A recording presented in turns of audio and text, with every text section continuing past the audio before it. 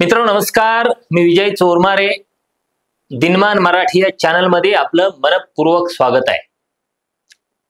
विषयाला सुरुवात करण्यापूर्वी एक विनंती, आपल्याला हा व्हिडिओ आवडला तर चॅनल लाईक करा, शेअर करा आणि सबस्क्राईब करा.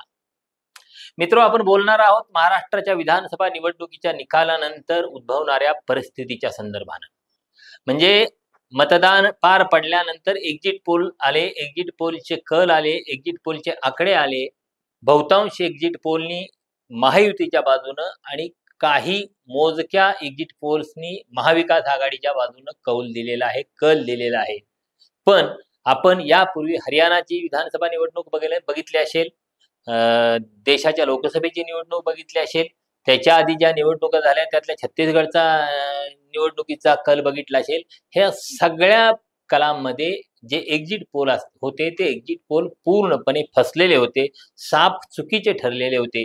त्यामुळं महाराष्ट्राच्या एक्झिट पोलच्या बाबतीत त्यांचे अंदाज कितपत बरोबर ठरतात किंवा चूक ठरतात हे निकालानंतर कळणार आहे. पण आता मला वाटतं हा एक्झिट पोलचा विषय आणि बाकी सगळे विषय मागे पडलेले आहेत. आता मूळ मुद्दा आहे तो सरकार स्थापन करण्याच्या संदर्भात. 26 तारखेला म्हणजे मतमोजणी 23 तारखेला होणार आहे आणि 26 तारखेला या विधानसभेची मुदत संपते आहे आणि 27 तारखेला नवी विधानसभा अस्तित्वात येणं अपेक्षित आहे. जर या काळात विधानसभा अस्तित्वात आली नाही, सरकार स्थापनेचा दावा कुणीही केला नाही, तर राज्यपाल राज्यामध्ये राष्ट्रपती राजवट लागू करण्याची शिफारस करू शकतात. आणि अर्थात आपण 2019 मध्ये बघितलेलं आहे, राष्ट्रपती राजवट लागू करणं याचा अर्थ भारतीय जनता पक्षाच्या हातात सत्ता देणं, देवेंद्र फडणवीस यांच्या हातात सत्ता देणं इतका राष्ट्रपती राजवटीचा स्पष्ट आणि थेट अर्थ आहे. त्यामुळे राष्ट्रपती राजवटीच्या काळात काय राज्यपालाचे तटस्थपणे राज्यकारभार चालवतात असं होत नाही. त्यांचं राज्यपाल हे कळसूत्री बाहुलं असल्यामुळं आणि त्याची सगळी सूत्र त्याच्या सगळ्या दोऱ्या दिल्लीत असल्यामुळं आणि दिल्लीनं त्या दोऱ्या किंवा त्या संदर्भातली बटणं वापरण्याचा अधिकार देवेंद्र फडणवीस यांना म्हणजे महाराष्ट्रातल्या नेतृत्वाला दिला असल्यामुळं राज्यपाल हे स्वतंत्रपणे काही विचार करू शकत नाहीत, स्वतंत्रपणे निर्णय घेऊ शकत नाहीत. खरं तर घटनात्मक पदावरील व्यक्तीनं कोणत्याही राजकीय हस्तक्षेपाशिवाय स्वतंत्रपणे निर्णय घ्यायला पाहिजेत. पण आपल्याकडं तशी परंपराच कुणी रुजवली नाही. एक PC अलेक्झांडर यांचा अलीकडच्या काळातला अपवाद वगळला तर स्वतंत्र वृत्तीने स्वतंत्र बुद्धीने वागणारे राज्यपाल महाराष्ट्राला मिळालेले नाहीत. जे मिळाले ते बाहुले होते. मग ते काँग्रेसच्या राजवटीच्या काळातले राज्यपाल असू देत किंवा अगदी भारतीय जनता पक्षाच्या राजवटीच्या काळातले राज्यपाल असू दे. त्यातही पुन्हा भगतसिंग कोश्यारी यांच्यासारख्या राज्यपालानं राज्यपाल पदाची अब्रू पार धुळीस मिळवली. म्हणजे म्हटलं असं जातं की एखाद्या पदाची प्रतिष्ठा राखायला पाहिजे, घटनात्मक पदाची प्रतिष्ठा राखायला पाहिजे, राज्यपाल पदाची प्रतिष्ठा राखायला पाहिजे. खरं आहे, प्रतिष्ठा राखायलाच पाहिजे. ही घटनात्मक पद आहेत, त्या पदांची प्रतिष्ठा राखायला पाहिजे. पण त्या पदाची प्रतिष्ठा राखण्याची पहिली जबाबदारी त्या पदावरील व्यक्तीची असते. म्हणजे राज्यपाल पदावरील व्यक्तीनं राज्यपाल पदाची प्रतिष्ठा राखायला पाहिजे. पण त्या पदावरील व्यक्तीच जर त्या पदाची प्रतिष्ठा धुळीस मिळवत असेल तर इतरांनी त्या पदाची प्रतिष्ठा राखावी असं म्हणणं हे दांभिकपणाचं ठरतं, खोटं ठरतं. त्यामुळं मला वाटतं त्या पदावरील व्यक्तीनं ती प्रतिष्ठा राखायला पाहिजे. आणि ही प्रतिष्ठा कधी राखली जाऊ शकते? ही प्रतिष्ठा त्या व्यक्तीनं आपले घटनात्मक अधिकार योग्य रीतीनं वापरून निष्पक्षपातीपणे काम करून संविधानाशी प्रामाणिक राहून जर निर्णय घेतले तर ती प्रतिष्ठा राखली जाते. जर या पदावरील व्यक्ती जर कुणाच्या तरी हातातले बाहुले बनून काम करत असेल, राजकीय हेतून पक्षपाती निर्णय घेत असेल तर त्या पदाची प्रतिष्ठा राहत नाही. मला वाटतं भगतसिंग कोश्यारी यांनी या पदाची प्रतिष्ठा पार धुळीस मिळवली. म्हणजे इतक्या खाली राज्यपाल पद पुन्हा जाऊ शकत नाही, कधीही जाऊ शकत नाही भविष्यात असं म्हणण्या इतपत भगतसिंग कोश्यारींच्या एकूण इथल्या कार्यकालाबद्दल आपल्याला बोलता येईल. तर मुद्दा आता आहे निकाल लागल्यानंतर काय होणार.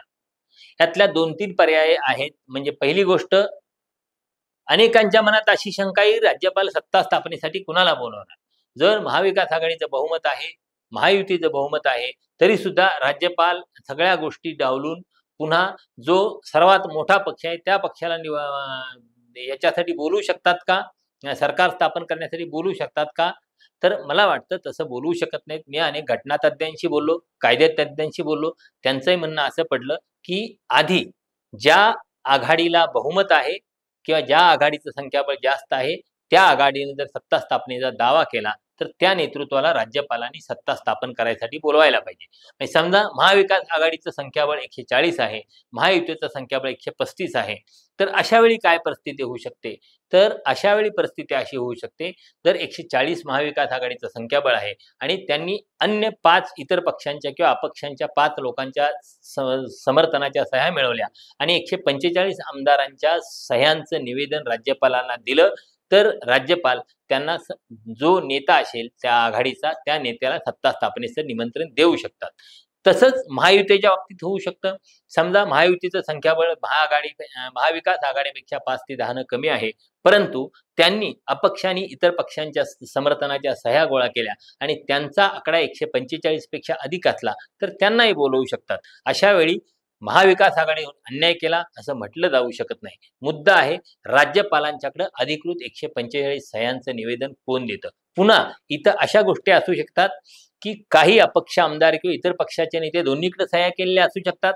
राज्यपालांना अशा वेळी त्याची समक्ष खातरजमा करून घ्यायला पाहिजे आणि समक्ष खातरजमा करून घेतल्यानंतर त्या संदर्भातला निर्णय घ्यायला पाहिजे. वेळ कमी आहे. अवघ्या 3 दिवसाचा वेळ आहे. अवघ्या 3 दिवसात राज्यपालांना हे सगळं घडवून आणायचं आहे. त्यामुळं मला वाटतं राजकीय पक्षांना सुद्धा फटाफट निर्णय घ्यावे लागतील. विशेषतः महाविकास आघाडी जर सत्ता स्थापनेच्या जवळ असेल, तर त्यांना तातडीनं बैठका घेऊन आपला मुख्यमंत्री पदाचा उमेदवार निवडावा लागेल. मुख्यमंत्री पदावरून रुसवे-फुगवे चालणार नाहीत. एकमेकांची अडवणूक चालणार नाही. जर अशी अडवणूक व्हायला लागली आणि वेळेत दावा जर सरकार स्थापनेचा केला नाही, तर राज्यपालांना ऐती संधी मिळेल महायुतीला सरकार स्थापनेसाठी बोलावण्याची. अर्थात महायुतीपेक्षाही तिथं जो सर्वात मोठा पक्ष आहे, म्हणजे दोन्ही कायद्यातील तरतुदीनुसार किंवा कायदा समोर ठेवून राज्यपालांना निर्णय घ्यायचा असेल, तर त्यानुसार जर दोन्ही कुठल्याही आघाडीनं म्हणजे महाविकास आघाडीनं किंवा महायुतीनं यापैकी कुठल्याही एका आघाडीनं जर सत्ता स्थापनेचा दावा केला नाही, तर मग राज्यपालांच्याकडे पर्याय उरतो, की जो सर्वात मोठा पक्ष आहे त्या सर्वात मोठ्या पक्षाच्या नेत्याला सत्ता स्थापनेसाठी निमंत्रण देण्याचं. मला वाटतं हा नंतरचा पर्याय असेल, जर महाविकास आघाडी किंवा महायुतीनं सत्ता स्थापनेचा दावा केला नाही तर. आणखी एक गोष्ट होऊ शकते, म्हणजे मी या संदर्भात पृथ्वीराज चव्हाण माजी मुख्यमंत्री आहेत, त्यांच्याशी या संदर्भात बोललेलं होतं, त्यांची मुलाखत घेतली होती. त्यात त्यांनाही प्रश्न विचारला होता. ते काय म्हणतायत बघा.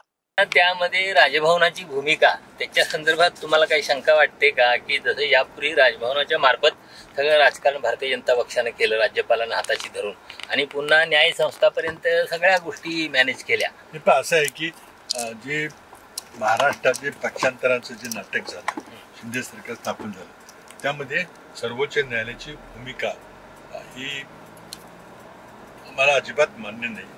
त्याबद्दल जास्त तीव्र काही बोलता येत नाही, पण त्यांच्याकडून जी अपेक्षा होती ती पूर्ण झाली नाही.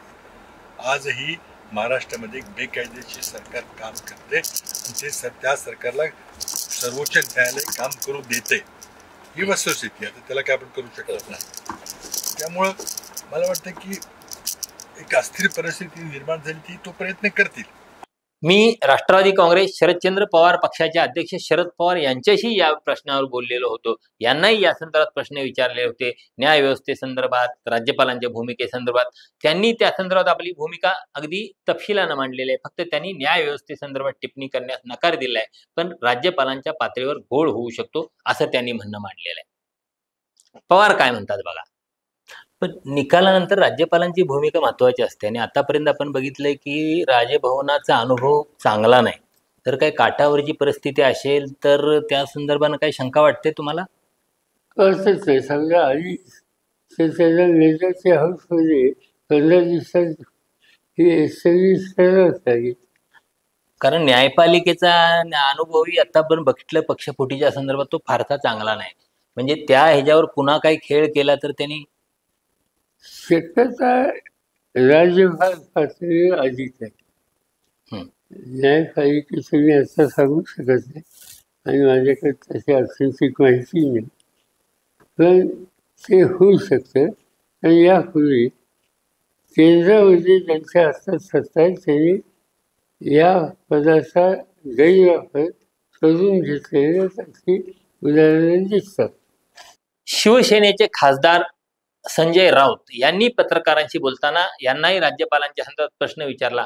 त्यांनीही आपली भूमिका मांडली आणि त्यांनी म्हटलंय की महाविकास आघाडीचे 160 आमदार निवडून येणार आहेत आणि राज्यपालांना महाविकास आघाडीच्या नेत्याला सत्ता स्थापनेसाठी बोलावं लागेल. राऊत काय म्हणतायत बघा. आणि विश्वास आहे आम्ही 160 जागा जिंकत आहोत. आता 160 जागा जिंकल्यावरती राज्यपाल यांनी किती प्रयत्न केले भारतीय जनता पक्षाच्या दबावाखाली, तर राज्यपालांना ज्या निवडणूक पूर्व आघाडीचं बहुमत आहे त्यांना बोलवावं लागेल. तर वेगवेगळ्या पक्षांच्या सत्ता स्थापनेसंदर्भातल्या भूमिका अशा आहेत. पण अखेर पृथ्वीराज चव्हाण यांनाही वाटतं, शरद पवार यांनाही वाटतं की राज्यपालांच्या पातळीवर घोळ होऊ शकतो. ते समजा महाविकास आघाडीने दावा केला असला तरी सुद्धा बाबा मला हे सरकार स्थिर राहील असं वाटत नाही किंवा इथं घोडेबाजार झालाय अशी शंका आली म्हणून ते आपल्या अधिकारात अन्य कुणाला तरी सत्ता स्थापनेसाठी बोलू शकतात. आणि इथं राज्यपाल हे घटनात्मक पद असल्यामुळं त्यांच्या अशा सत्ता स्थापनेला निमंत्रण देण्याच्या अधिकाराला आव्हान देता येऊ शकत नाही. त्यातला पर्याय असा असू शकेल की ज्या पक्षाला राज्यपालांनी सत्ता स्थापनेसाठी निमंत्रण दिलं असेल त्या पक्षाच्या नेत्याला तातडीनं विधानसभेत आपलं बहुमत सिद्ध करावं लागेल. म्हणजे आता राज्यपालांना बहुमत सिद्ध करण्यासाठी 15 दिवसांचा वेळ, 8 दिवसांचा वेळ असा देता येणार नाही. त्याला मात्र सर्वोच्च न्यायालयात किंवा उच्च न्यायालयात आव्हान दिलं जाऊ शकतं. त्या मग सर्वोच्च न्यायालय किंवा उच्च न्यायालय, बहुतेक सर्वोच्च न्यायालयातच अशी प्रकरणं जातात कारण पुन्हा वेळ काढूपणा होऊ नये म्हणून थेट सर्वोच्च न्यायालयात जातात. आणि मग सर्वोच्च न्यायालयाला आतापर्यंत असं केलंय की या प्रश्नी 24 तासाच्या आत 48 तासाच्या आत बहुमत सिद्ध करा असं सांगितलंय. त्यामुळं ज्या पक्षाला किंवा ज्या आघाडीला राज्यपाल सत्ता स्थापनेसाठी निमंत्रण देतील त्यांना 24 किंवा 48 तासाच्या आत बहुमत सिद्ध करावं लागेल. म्हणजे अधिक जेवढे दिवस दिले जातील, राज्यपाल बऱ्याचदा आपल्या पक्षाच्या आपण ज्या पक्षाचे आहोत त्या अर्थात राज्यपाल कुठल्या पक्षाचा नसतो पण राज्यपाल स्वतःला त्या पक्षाचे मानतात. त्यामुळं त्या पक्षाला घोडेबाजार करायला संधी मिळावी किंवा आमदार फोडाफोडला संधी मिळावी यासाठी 8-15 दिवसाचा वेळ देतात. पण सर्वोच्च न्यायालयाने अलीकडे अनेक या संदर्भातले निर्णय दिले. त्या निर्णयानुसार फारसा वेळ दिला जात नाही. 24 ते 48 तासाच्या आतच बहुमत सिद्ध करावं लागतं. त्यामुळं त्या पक्षाला, त्या आघाडीला, त्या महायुतीला ते बहुमत सिद्ध करावं लागेल. आणि या दरम्यानच्या काळात एकूण काय होतं, मग त्यात समजा काय अपयश आलं तर मग राष्ट्रपती राजवटीची वेळ येऊ शकते का किंवा अशा अनेक गोष्टी समोर येतात. पण एकूण राज्यपालांची भूमिका यामध्ये महत्त्वाची राहणार आहे. राज्यपालांनी खरं तर राज्यपाल पदाची प्रतिष्ठा वाढवण्यासाठी काम करायला पाहिजे, प्रतिष्ठा वाढवायला पाहिजे. आणि अशा कसोटीच्या प्रसंगात जेव्हा राज्यपाल घटनेला प्रामाणिक राहून, संविधानाशी प्रामाणिक राहून निर्णय घेतात त्यावेळी त्या पदाची प्रतिष्ठा वाढते. बघूया महाराष्ट्रात काय होतंय ते. धन्यवाद.